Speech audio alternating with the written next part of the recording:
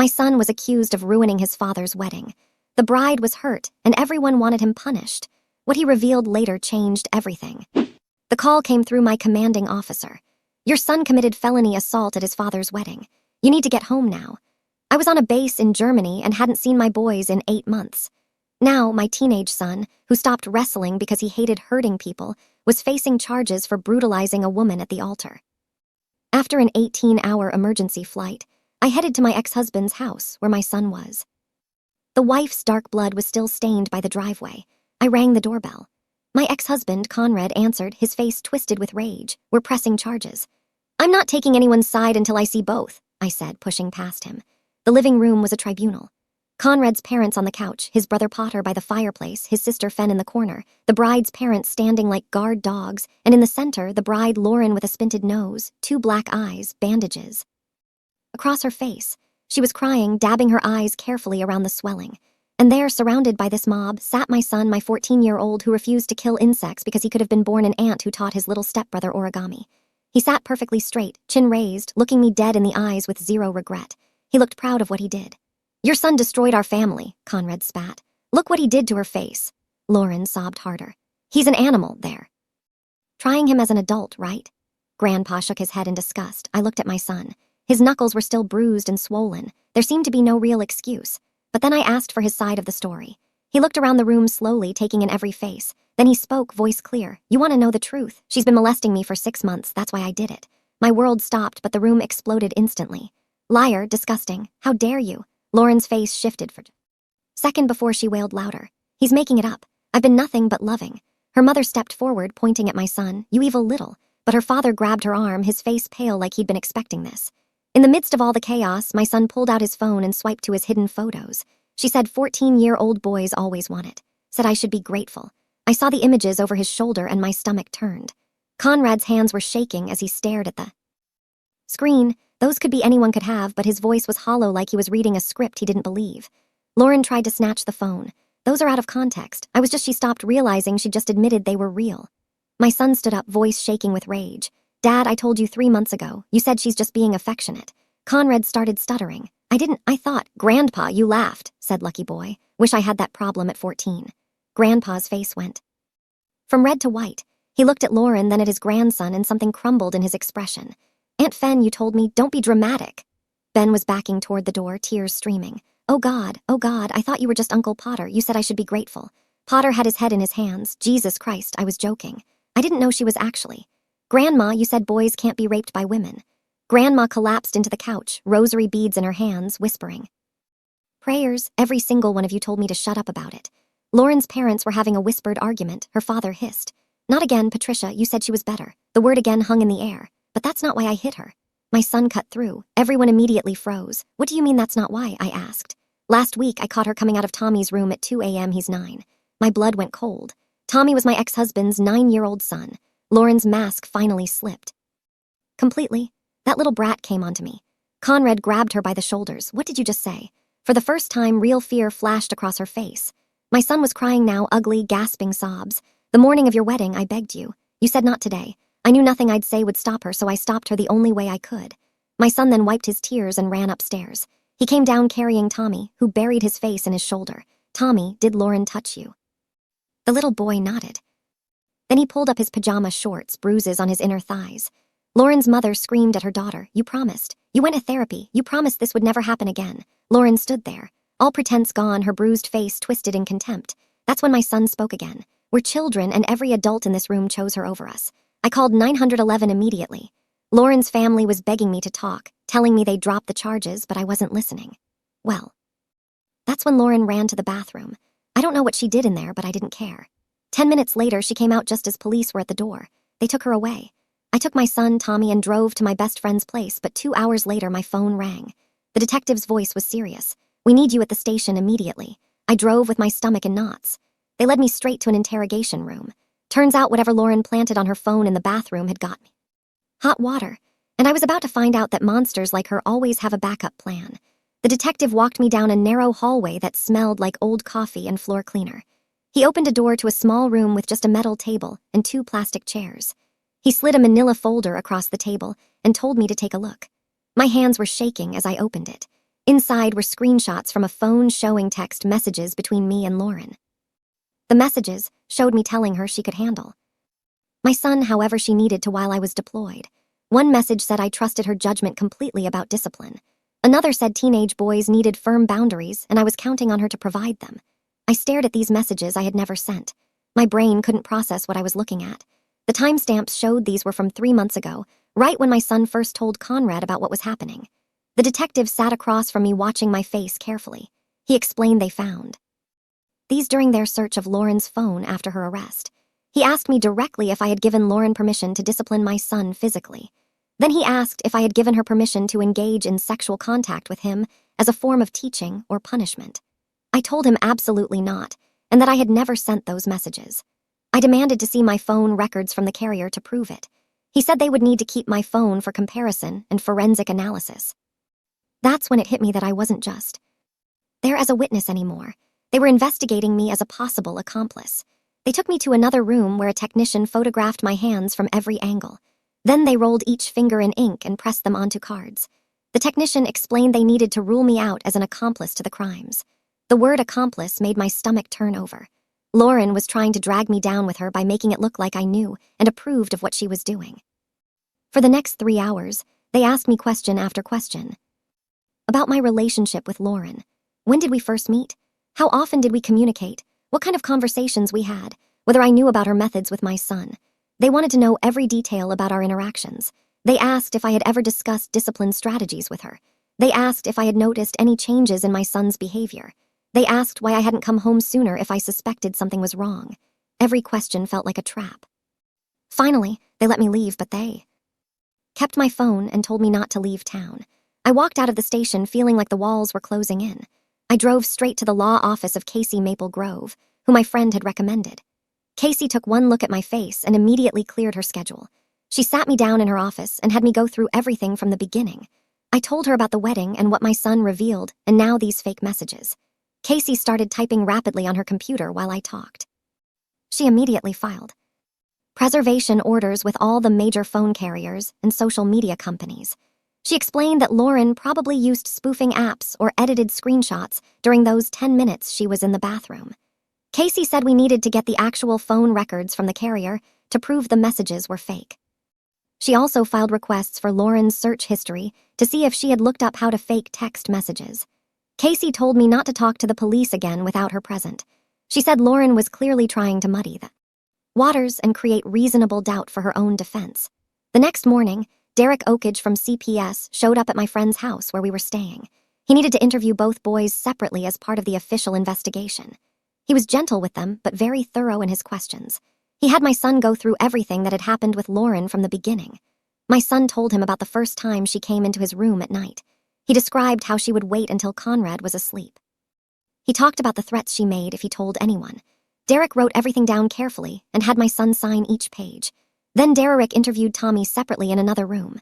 The little boy was scared, but he told Derek about the times Lauren came to his room. He showed Derek the bruises that were still healing on his legs. Derek took photographs of every mark and documented their size and color. Something feels really off about Lauren's bathroom trip.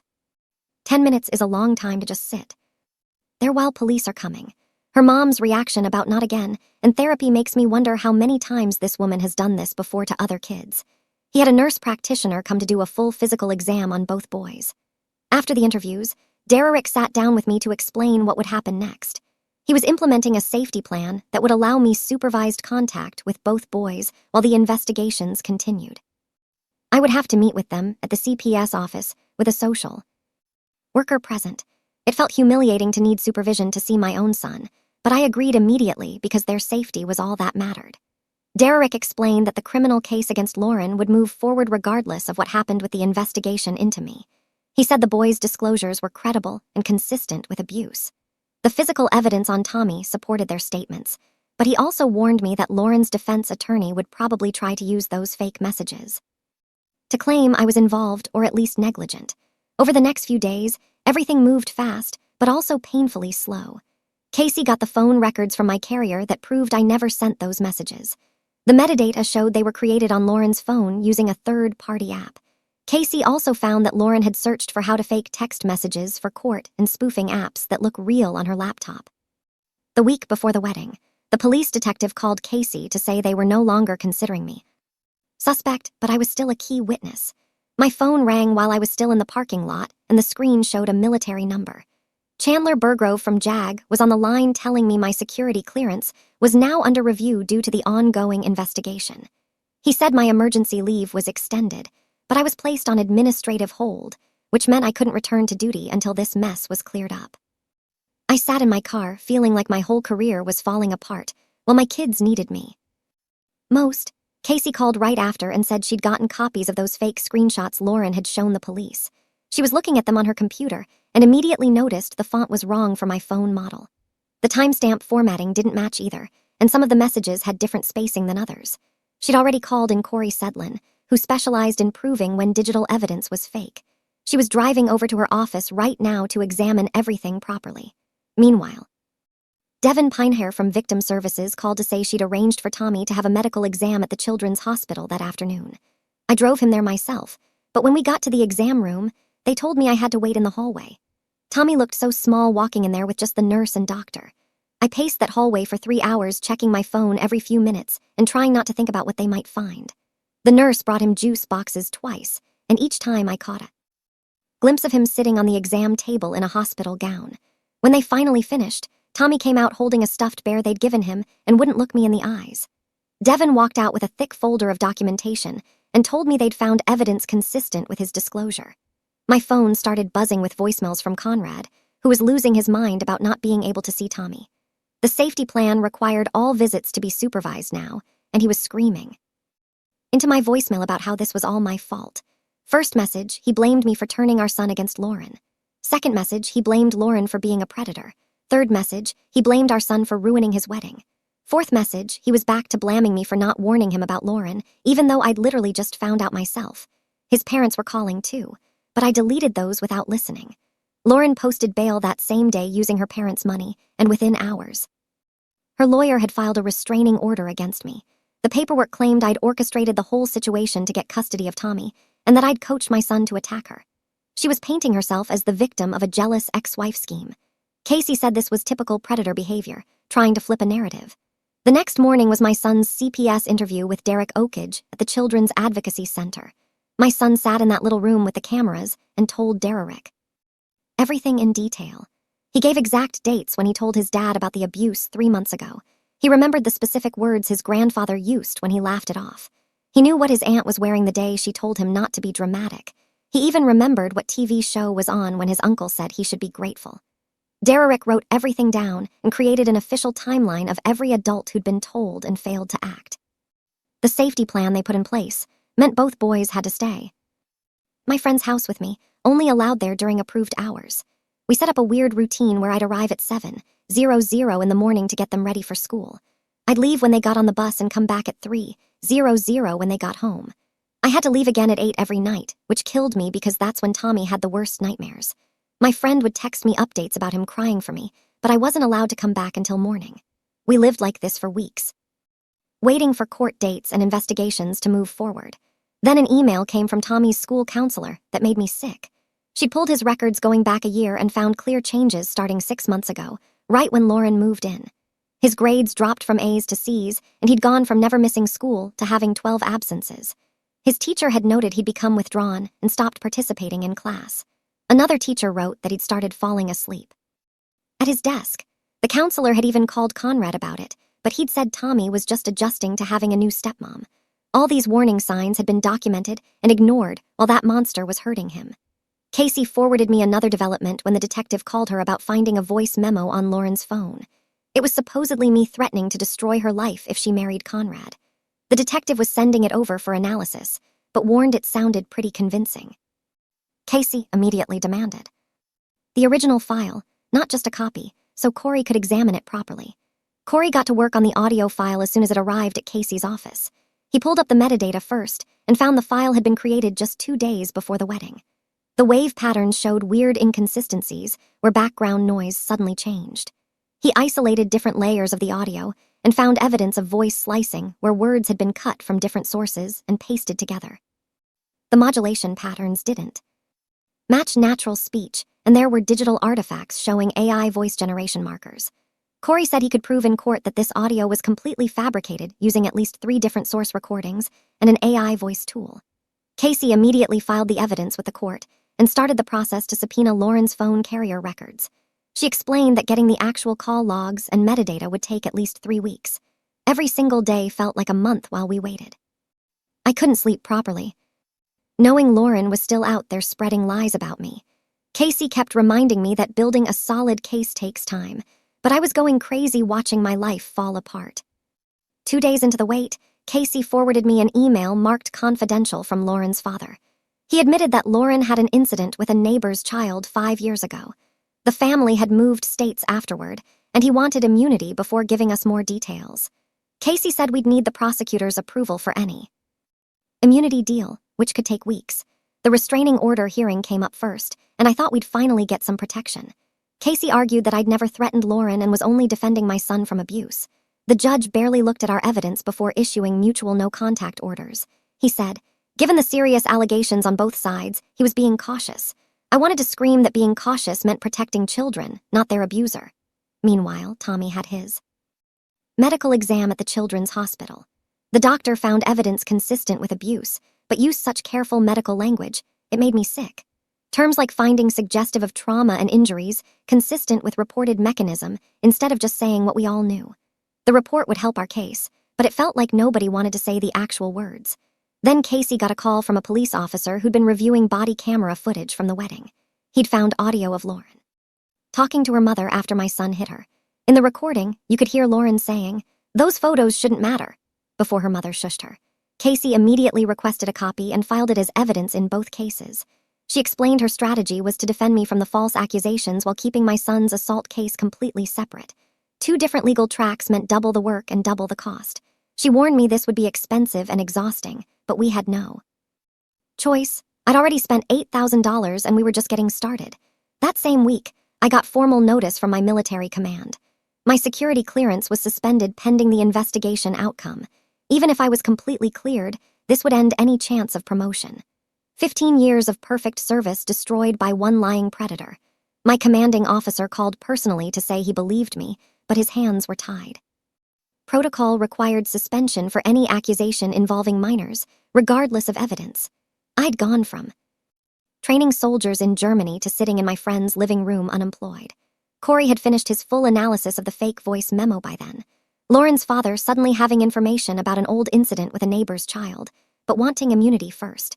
That timing feels awfully convenient. Why didn't this come up when his daughter first got arrested instead of waiting until now to mention it? He found proof it was created using at least 3 different recordings spliced together. The digital artifacts showed clear evidence of AI voice generation software. The creation timestamp in the file's metadata was 2 days after Lauren claimed I'd left the message. He wrote up a detailed technical report that Casey said would demolish their evidence in court. But courts moved slowly, and every day that passed was another day my kids suffered. CPS started their evaluation process for Tommy's placement since Conrad's parents had minimized the abuse. The case worker interviewed family members to see if any relatives could provide a safe home. She mentioned they might need to consider therapeutic foster care if no family placement was appropriate. The thought of Tommy going to strangers made me physically sick. Conrad's sister called saying she'd take Tommy, but only if I admitted I was lying. His brother said the same thing. They all wanted me to confess to making everything up before they'd help. The CPS worker said their conditional offers showed they weren't suitable placements. She started looking at Conrad's extended family, but most lived out of state. 3 weeks into this nightmare, Conrad showed up at my friend's house demanding Tommy. My friend Sarah saw him pull up and immediately called the police while locking the doors. I grabbed my phone and started recording video from inside the living room window. Conrad was pounding on the door, screaming that Tommy was his son. He said the safety plan was illegal and he had parental rights. Tommy was hiding in the bedroom closet crying, and my son was trying to comfort him. The police arrived within 10 minutes, but Conrad had already kicked the front door hard enough to crack the frame. They made him leave, but said without a restraining order, they couldn't arrest him. Sarah had to pay for a new door and install security cameras that same day. Casey filed emergency paperwork for a protective order, but the judge wouldn't hear it for another week. Every night, we'd hear cars slow down outside and wonder if it was Conrad coming back. Tommy started wetting the bed and having nightmares about Lauren coming to get him. My son stopped eating properly and lost 12 pounds in 3 weeks. The stress was destroying both kids, while the legal system moved at a snail's pace. Casey kept saying we were building a strong case, but I could see my children falling apart. The phone records finally came back showing Lauren had never received any calls from my number, but her lawyer argued that didn't prove anything since I could have used a different phone. The prosecutor held a meeting 2 days later at the courthouse where he laid out my son's options, while Casey sat next to us taking notes. He pushed papers across the table showing the assault charges could mean juvenile detention, but mentioned something called a diversion program. Casey leaned forward and started talking about counseling alternatives, while my son sat there silent and pale. The prosecutor kept checking his watch like he had somewhere better to be. Casey pushed for therapy instead of any formal charges. And after 40 minutes of back and forth, they agreed to consider it if my son completed a written statement about everything. That night, my son sat at the kitchen table for 4 hours writing page after page about what Lauren did to him. His hand cramped up twice and he had to stop to shake it out. I made him hot chocolate, but he didn't touch it. When he finally finished, he had 12 pages front and back, describing every single thing she'd done. He wrote about how she'd come into his room at night and touch him while he pretended to sleep.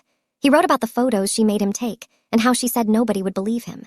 He wrote about catching her with Tommy and how he knew the wedding was his only chance to stop her. Reading it made me throw up twice in the bathroom while he slept on the couch. The next morning, we drove Tommy to the Children's Advocacy Center for his interview. The building looked like a regular house from outside, with toys in the waiting room and bright paintings on the walls. They took Tommy back to a special room with cameras while I sat in the lobby watching other parents stare at their phones. The interviewer was trained to talk to kids about abuse without making it worse for them. I could hear Tommy crying through the door, even though they said it was soundproof.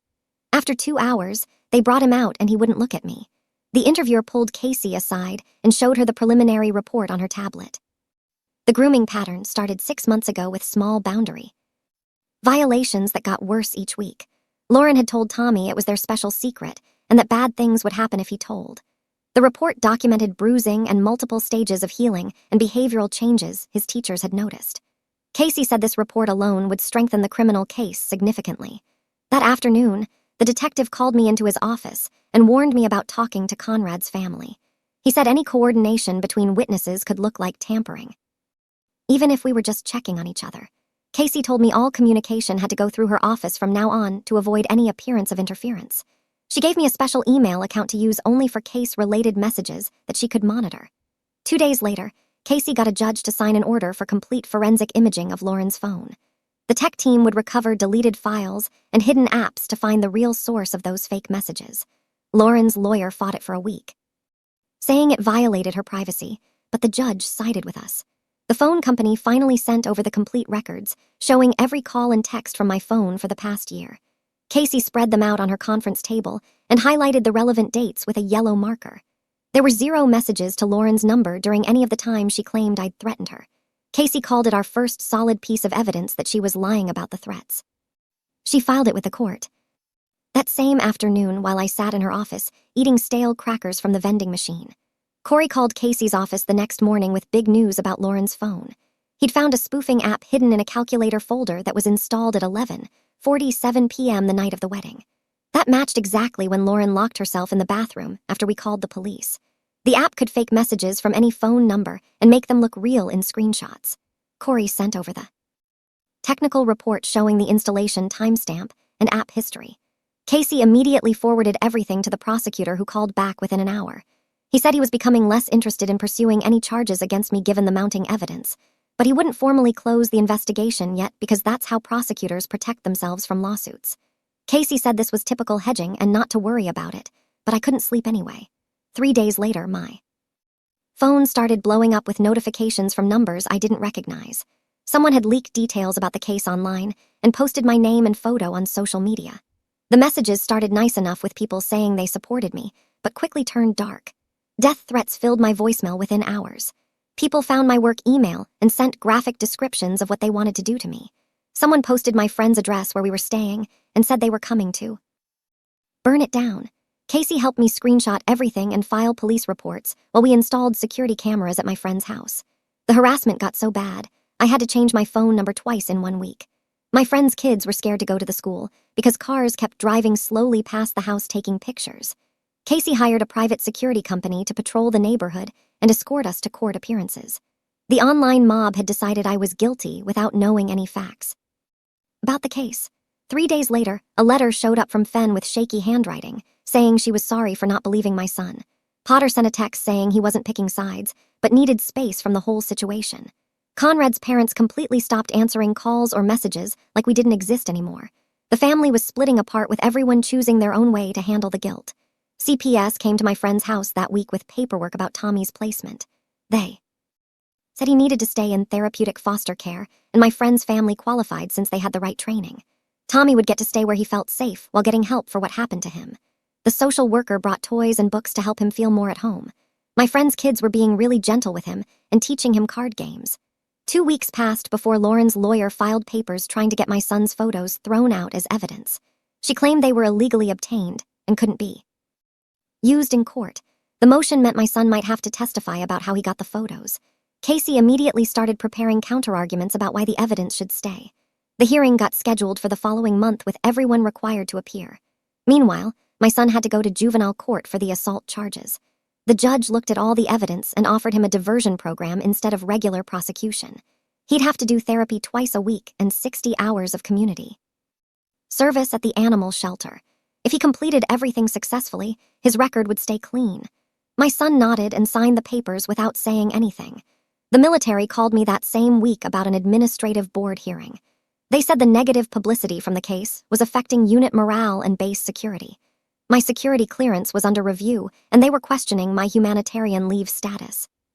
Why did Lauren wait until she was locked in the bathroom to install that spoofing app? That timing seems way too convenient.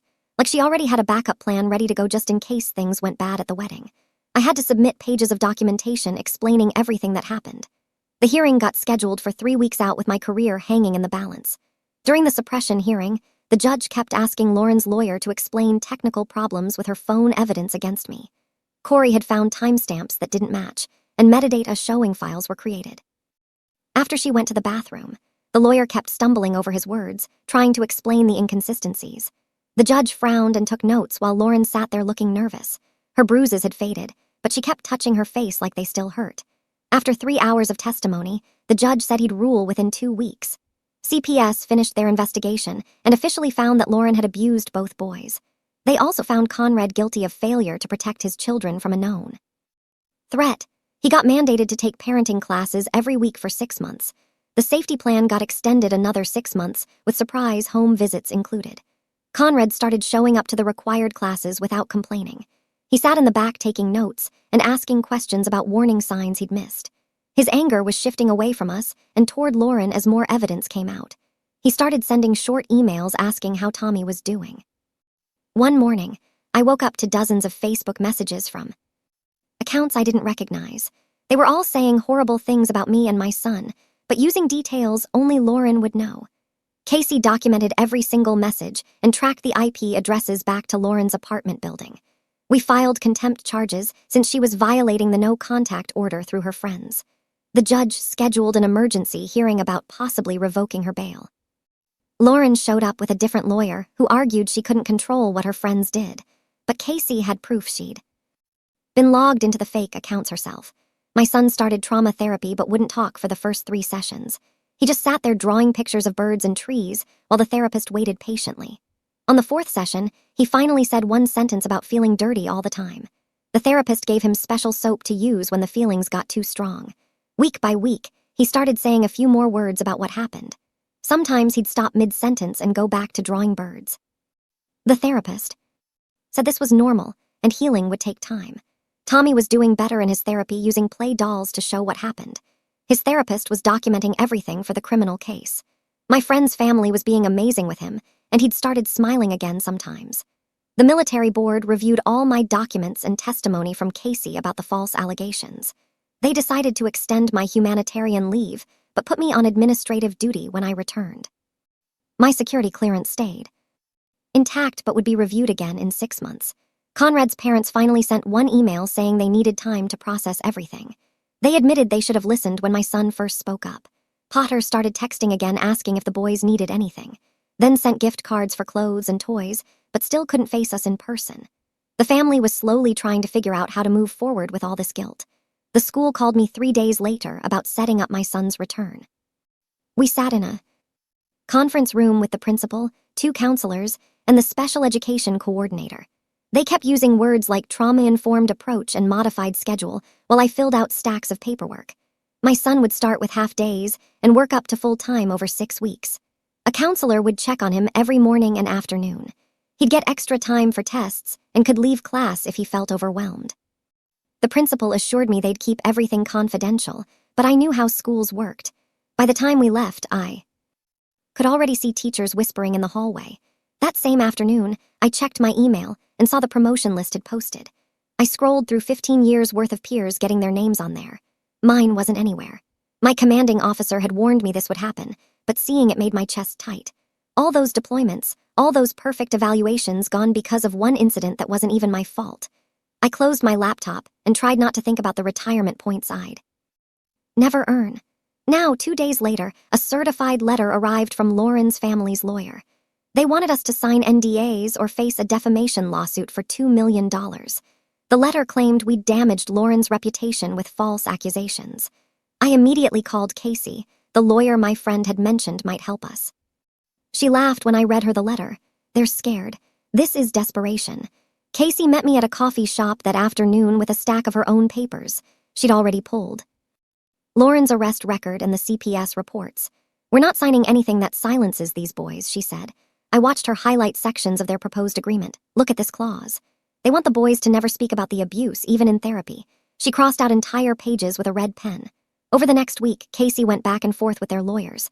They offered us $50,000 to drop everything, then $100,000, then $200,000. Each time, Casey told them the same thing. My clients want justice, not money. Their lawyer got nasty, threatening to bury us in legal fees. Casey didn't even blink. Try it. I work on contingency for abuse cases. She slid a counter proposal across the table. Criminal prosecution goes forward. No NDAs, no money changes hands. The lawyer's face went red, but he took the papers. Meanwhile, the prosecutor called with news about Lauren's case. She's been offered 18 months if she pleads to misdemeanor assault. I felt my stomach drop. Misdemeanor. She molested 2 children. The prosecutor sounded tired. Her attorney is good. They're claiming the evidence is circumstantial. He explained how Lauren's lawyer was filing motion after motion to get evidence thrown out. They wanted my son's photos excluded as illegally obtained. They claimed Tommy's testimony was coached. Every delay tactic in the book. We're looking at trial in 8 months minimum. He said the courts backed up. 8 months of waiting, of legal bills piling up, of my son having to relive this over and over. That night around 11:00, my phone rang. Tommy's small voice came through. I can't sleep. She's in my dreams. I could hear him crying. I walked him through the breathing exercises his therapist taught him. In for 4, hold for 4, out for 4. We did it together for 10 minutes until his breathing steadied. Conrad got on the phone briefly. This happens every night now. He won't sleep in his own bed. I called Tommy's therapist first thing in the morning for an emergency session. She fit him in that afternoon. 3 weeks passed before my son's juvenile court date arrived. The judge reviewed his therapy attendance records and the reports from his counselor. My son had shown up to every single session. The judge approved his diversion program with conditions. 100 hours of community service at the animal shelter. Weekly therapy for a year. Monthly check-ins with a probation officer. No contact with Lauren or her family. My son nodded at each requirement. The judge reminded him this was his chance to avoid a permanent record. We started the community service that weekend. Watching my son clean kennels and walk dogs. You'd never know what he'd been through. The animals loved him immediately. Casey called the next morning with good news. I filed a motion to get Lauren's previous therapy records. Lauren's family fought it hard, claiming privacy rights, but Casey had found a precedent about pattern behavior and abuse cases. The judge sided with us. The records from her previous therapist in Michigan are being sent over. Casey's voice had an edge of excitement. There might be other victims. We'd know within 2 weeks what those records contained. That same day, I got called into my commander's office. The formal reprimand was waiting on his desk. Conduct unbecoming for the negative attention brought to the unit. It was the lightest punishment possible, but it still felt like a punch. My commander looked uncomfortable as I signed it. I fought. For you, this was the best I could do. The reprimand would stay in my file forever. Any board that reviewed my record would see it. My military career had effectively ended, even if I could stay in. I walked out of his office knowing I'd never make rank again. The next few days blurred together with lawyer meetings, therapy appointments, and school conferences. Every step forward felt like 2 steps back, but we kept going because what else could we do? The boys needed normal as much as we could give them, even if normal now meant counselors and courtrooms and nightmares that wouldn't stop. Conrad started therapy 3 weeks later as part of his custody agreement with CPS. I got the report copy from my lawyer showing what he told his therapist. He sat in that office admitting he'd noticed Lauren getting too close to the boys months before the wedding. He'd seen her touching my son's shoulder too long and sitting too close during movie nights. The therapist wrote down every word and sent it straight to CPS as required. His treatment plan. Lauren's parents showed up at my lawyer's office the next week with their own attorney and a check. They wanted to settle Tommy's civil claim quietly without any court filing that would make headlines. The settlement papers guaranteed Tommy would have therapy paid through age 21 with no limits on sessions. Their lawyer made us sign papers saying we couldn't talk about the money to anyone ever. Lauren's lawyer stumbling through explanations about the phone evidence while she sits. Their touching her face seems like such a calculated performance. Makes me wonder if they rehearsed this whole nervous act beforehand to gain sympathy from the judge during the hearing. My son went back to the school with a safety plan the counselor helped us write. Kids whispered when he walked down the halls, and some moved away from him at lunch. We practiced breathing exercises in the car before school, but some mornings he just sat there shaking. I'd have to call him in sick and we'd try again the next day. The prosecutor called me into her office to show me what they'd found in Lauren's sealed therapy records. 3 other kids from her past had made reports that got buried by different therapists. She withdrew the plea deal right there and said they were adding charges for each prior victim. Casey sat me down in her office with coffee and warned me what was coming. Lauren's defense attorney would attack everything about my military service and how I raised my son. We started doing practice sessions, where Casey grilled me like I was on the witness stand.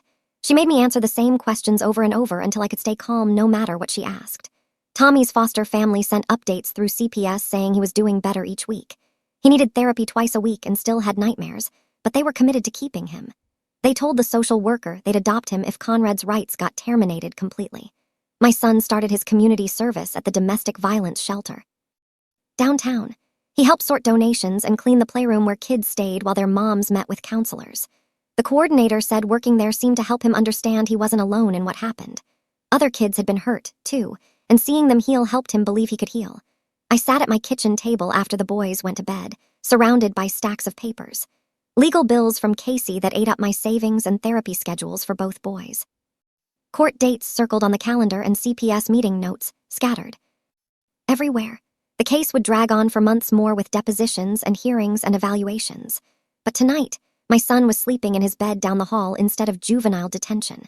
Tommy was safe with people who protected him instead of the house where nobody believed him. That had to be enough for now because it was all we had while we waited for the system to work.